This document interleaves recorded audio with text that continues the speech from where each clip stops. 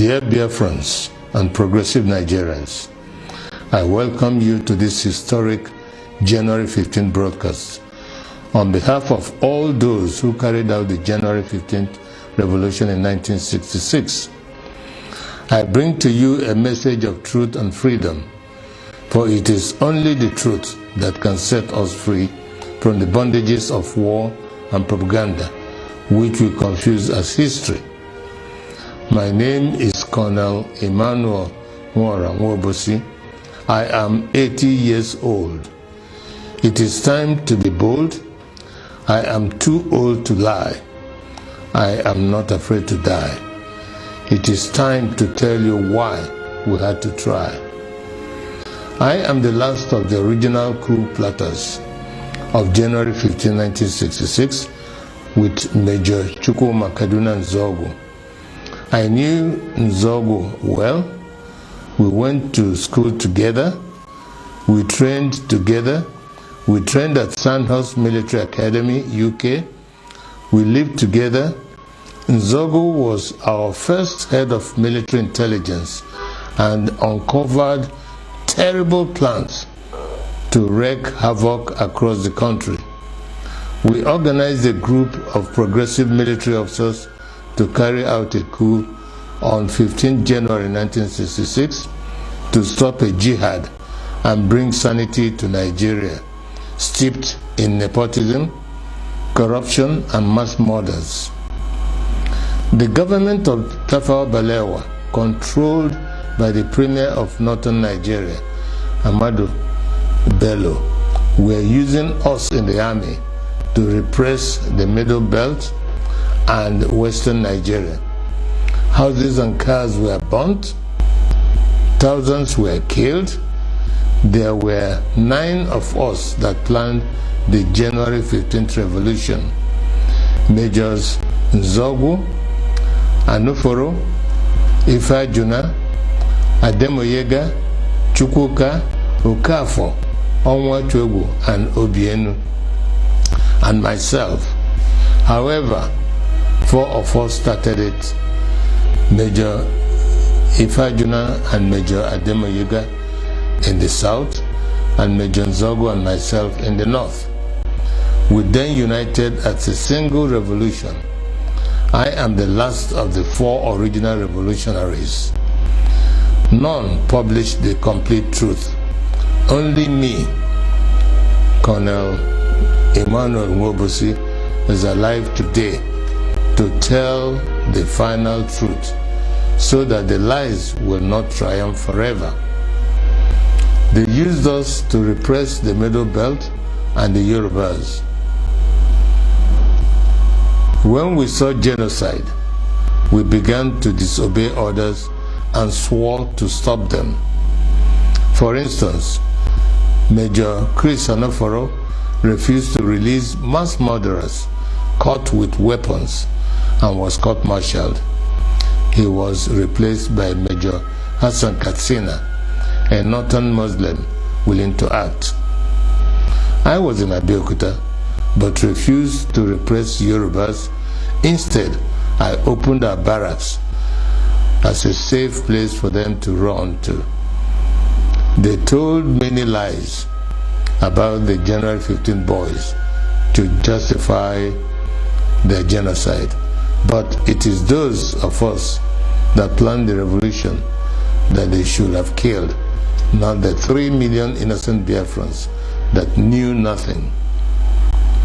For years, I kept quiet, blaming myself and wondering whether at 27 I was too radical, that my actions led to the death of millions. Today, the same evil in 1966 is being unleashed. As I watch, my sense of guilt has vanished, because we were not the evil. We were trying to stop the evil. That evil is radical Islamism. I have decided to speak out and warn the world of the impending disaster if we do not stop it. Each time radical Muslims plan a jihad, in their religious mission to conquer the world, they will fail. But in the attempt, thousands and even millions will die. That happened to us in Biafra. At this point, let me differentiate between peaceful, law-abiding Muslims and radical Muslims who want to kill others, to force their religion on them. The problem is that wherever peaceful Muslims are, there are some radical Muslims amongst them. That is why they began a jihad in 1966. That is why we had to stop it. That is why they killed millions of our people. That is why we declared Biafra.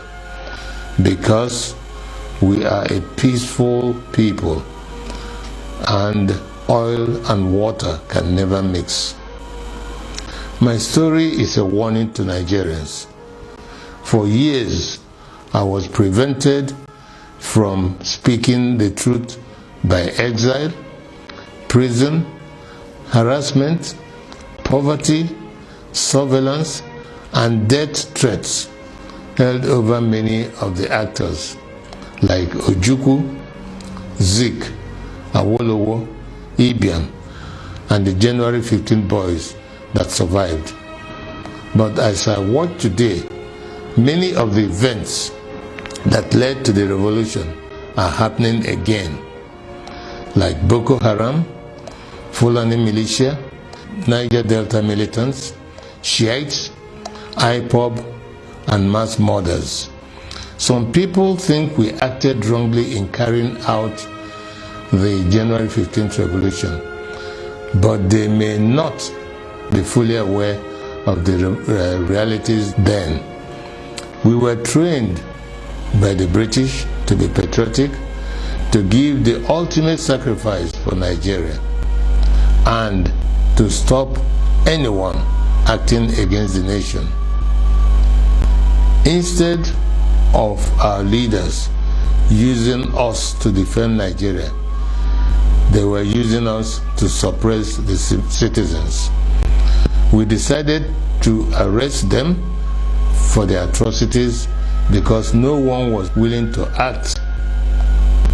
Not Zik, the president, who was powerless, not Ironsi, the head of state of the army, who was a conservative. There were many reasons why we had to act. 1, to stop the killings in Yoruba land and the Middle Belt by NPC, the ruling party. 2, to stop the invasion of Yoruba land on 17 January 1966. 3, to correct the massive rigging of the 1964 elections. 4, to free Awolowo from prison and make him the Prime Minister. 5, to stop the terrible corruption, nepotism, and regionalism of the NPC, the ruling party. 5, to stop Ahmadu Bello's planned jihad. It was good that we acted to save the Yoruba and the Middle Belt people, and we thought that was enough to stop the jihad. We could not foresee that they will massively attack innocent Igbos. Blame those who decided to massacre our people for their evil. Today, we are fighting Buhari. He is killing Shiite Muslims and IPOB members. With the benefit of hindsight, we can see other ways of dealing with such evil. But for us in 1966, we just wanted to save the people from massacre. I wish to congratulate Nnamdi Kanu and IPOB for the good work they are doing to free our people from Nigeria and radical Islamism. Many of our people do not understand how vast IPOB is as an organization and the quality of the people that run it. On arrival in Israel, I started meeting high-quality professionals, and I was amazed. I don't know how IPOB united power professionals abroad, power traders at home, and ordinary people from market women to even riff-raff, all under one IPOB family, with worldwide radio and television. Every Igbo and Biafran should be proud of them. They are the strongest force we have today to achieve freedom for all Nigerians. No wonder they can take on the Nigerian government and win. However, it is money that makes things work. I shall donate 10% of all the profits of my new book to IPOB. It is my tithe to freedom. Tithing is God's tax to raise money for the government of the children of God. I urge you all to regularly do the same so we can have the resources